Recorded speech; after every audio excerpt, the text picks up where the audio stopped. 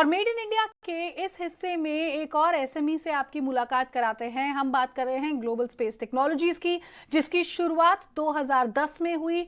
Krishna Singh global space technologies के founder मेरे साथ यहाँ पर जुड़ गए हैं। कृष्णा जी, बहुत बहुत शुक्रिया अपना समय हमें यहाँ पर देने के लिए। सर, आप नौकरी में थे, इसी क्षेत्र में काम करते थे, उसके बाद बिजनेस की शुरुआत के बारे में कहाँ से सोचा?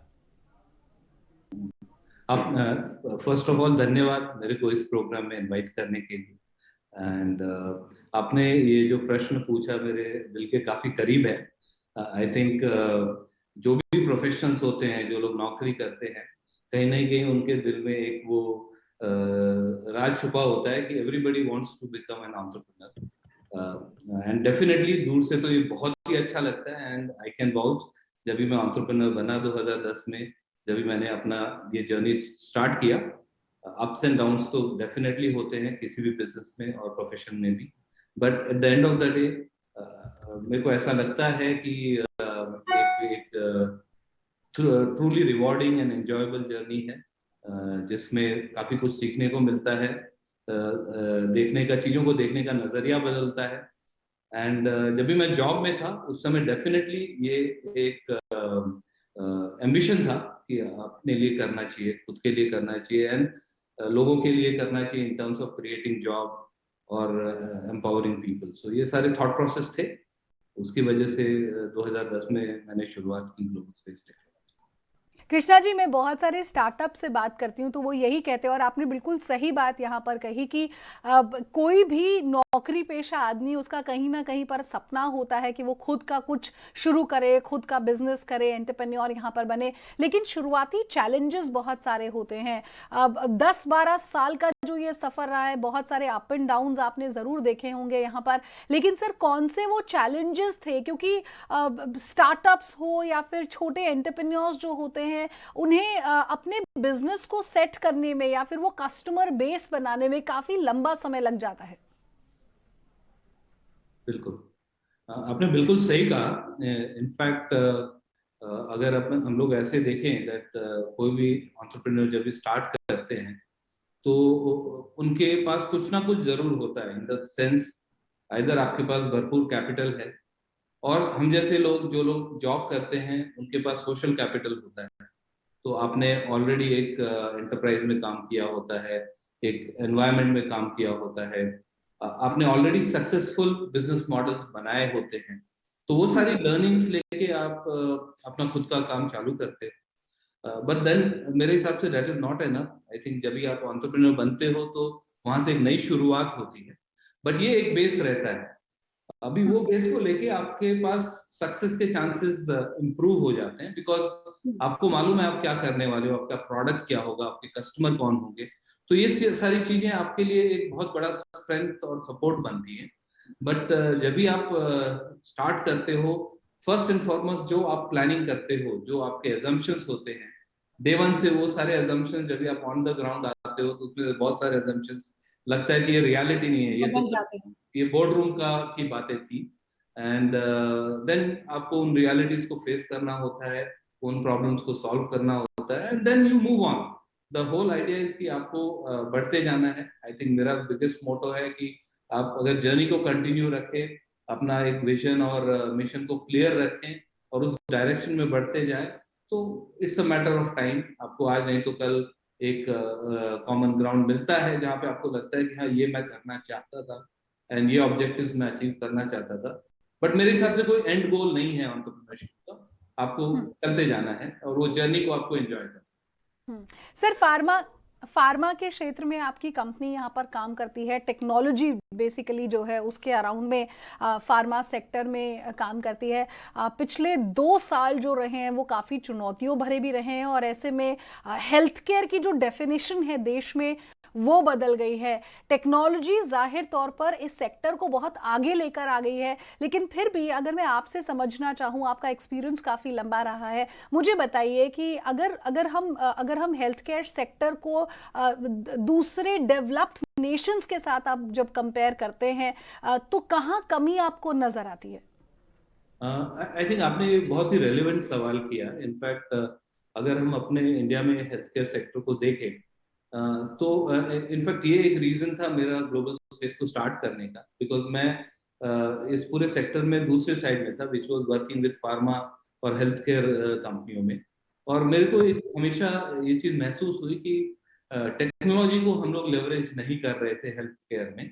जैसे कि आप देखेंगे अदर इंडस्ट्रीज लाइक बीएफएसआई में देखेंगे, या फिर मैं और बाकी इंडस्ट्रीज में टेक्नोलॉजी का काफी यूज हो रहा था till maybe I would say 2010 में 11-12 में, बट हेल्थ केयर में काफी स्कोप था और इसी वजह से ग्लोबल स्पेस एंटर हुई इस स्पेस में।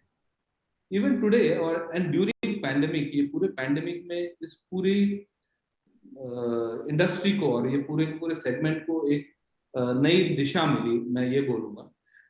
अगर आपको एक चीज, एक स्टैटिस्टिक मैं बताऊं कि जो एडॉप्शन हम लोगों ने एंटिसिपेट किया था टेक्नोलॉजी का हेल्थ केयर स्पेस में 2025-26 तक होगा, आई थिंक वो ऑलरेडी पिछले साल हो गया। सो जो पूरा का पूरा एक टेक्नोलॉजी का एडॉप्शन होना था, वो it has not happened by design but by default, मजबूरी में हुआ।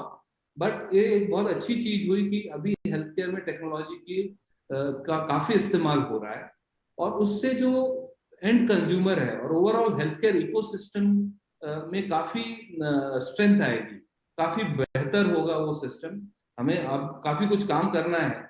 अगर आप देखें तो हमारे यहाँ डॉक्टर वर्सेस पेशेंट का रेशियो अभी भी मे बी हम लोग दुनिया में बहुत डॉक्टर्स प्रोड्यूस करते हैं, बहुत सारे डेवलप्ड नेशन में इंडियन डॉक्टर्स काफी अच्छा काम कर रहे हैं, बट अगर हम अपने पॉपुलेशन को कंपेयर करें अपने डॉक्टर पॉपुलेशन से, still this ratio is very very bad. मतलब वो काफी आई वुड से वहां पे स्कोप है इम्प्रूवमेंट का, एंड हमें काफी हेल्थ केयर प्रोफेशनल चाहिए होंगे इस गैप को ब्रिज करने के लिए। बट टेक्नोलॉजी से डेफिनेटली कुछ हद तक हम एक सोल्यूशन निकाल सकते हैं, एंड वो काम चालू हो गया है। इनफैक्ट आप देखें गवर्नमेंट भी काफी काम कर रही है इस डायरेक्शन में, हेल्थ केयर टेक्नोलॉजी के डायरेक्शन में। सो ओवरऑल काफी बेहतर हो सकता है पूरा इकोसिस्टम।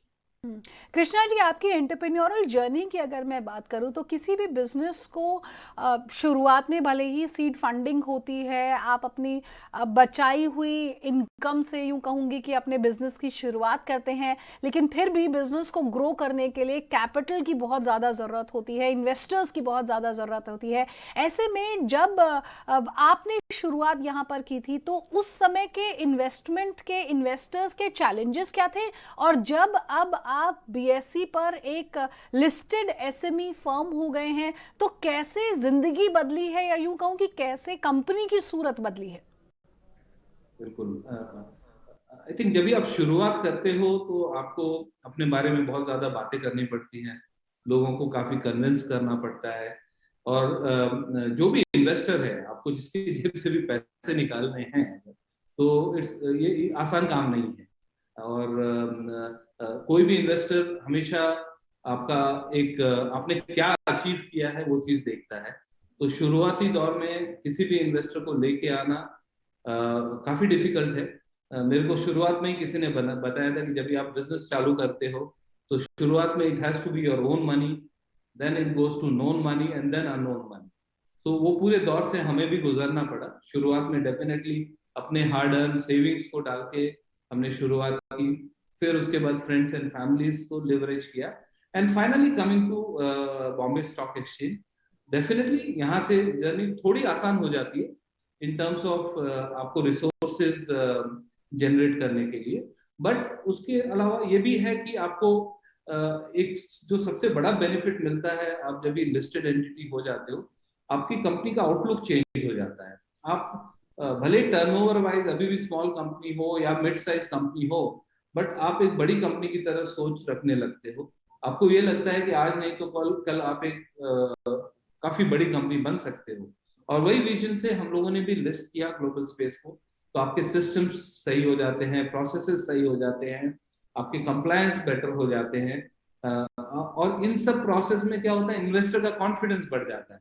तो आज के डेट में अगर आपको किसी से फर्दर इन्वेस्टमेंट कराना है, तो अगर आप लिस्टेड कंपनी हो तो लोगों को एक टू अ सर्टेन एक्सटेंट एक अश्योरेंस रहती है कि ये कंपनी में ये चीजें हैं, एंड वो काम रिलेटिवली इजी रहता है किसी भी एंटरप्रेन्योर को रेज करने के लिए फर्दर कैपिटल।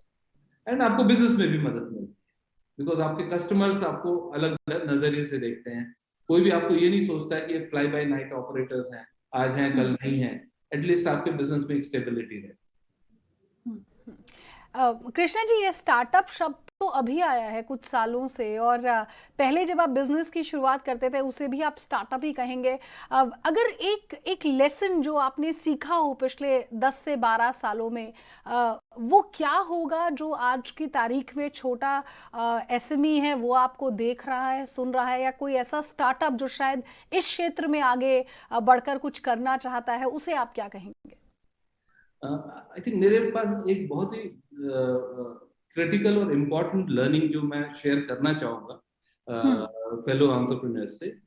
आज के डेट में अगर आप देखोगे तो जिसको भी हम देखेंगे, जो स्टार्टअप को लेंगे, उनका एक ऑब्जेक्टिव होता है कि हमारे को एक बड़ा फंडिंग राउंड करना है। और अभी आज के डेट में काफी वेंचर कैपिटलिस्ट भी हैं जो कि पैसे डाल रहे हैं और स्टार्टअप्स के वैल्यूएशंस बढ़ रहे हैं। एंड यू आर हम लोग यूनिकॉर्न्स क्रिएट कर रहे हैं। बट मेरे हिसाब से as an entrepreneur funding definitely important है, सबसे क्रिटिकल है। But I think long run में किसी बिजनेस को अगर हमें सक्सेसफुल बनाना है, अंदर से स्ट्रांग बनाना है, तो जो फोकस आपके कस्टमर और आपके प्रोडक्ट पे होना चाहिए। मेरे को लगता है कि ये जो पूरी फंडिंग और वैल्यूएशन के चक्कर में कहीं ना कहीं हमारा फोकस उस तरफ ज्यादा हो जाता है एज एन एंटरप्रेन्योर, और अपने कोर से आप हट जाते हो। और इसकी वजह से ऐसा होता है कि आप एक बबल क्रिएट कर लेते हो। आपको लगता है अब 1 बिलियन और $2 बिलियन की आपकी वैल्यूएशन होगी, पर अंदर से आप शायद उतने स्ट्रांग नहीं हो। और इस पूरे प्रोसेस में क्या होगा, आज से 2 साल 3 साल 4 साल बाद जब भी ये सारी चीजें फेलियर में जाएंगी, क्योंकि जो चीज अंदर से खोखली है वो आज नहीं तो कल बस्ट होएगी।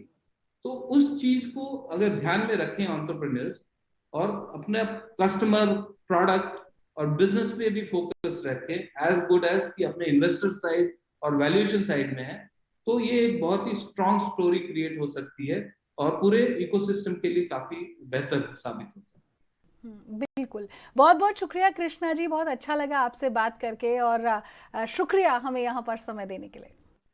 शुक्रिया शुक्रिया, थैंक यू वेरी मच मेरे को बुलाने के लिए। मेरे को भी काफी अच्छा लगा, thank you. Thank you so much sir. तो मेड इन इंडिया के आज की इस एपिसोड में बस इतना ही। आप लगातार देखते रहिए ET नाउ स्वदेश। नमस्कार।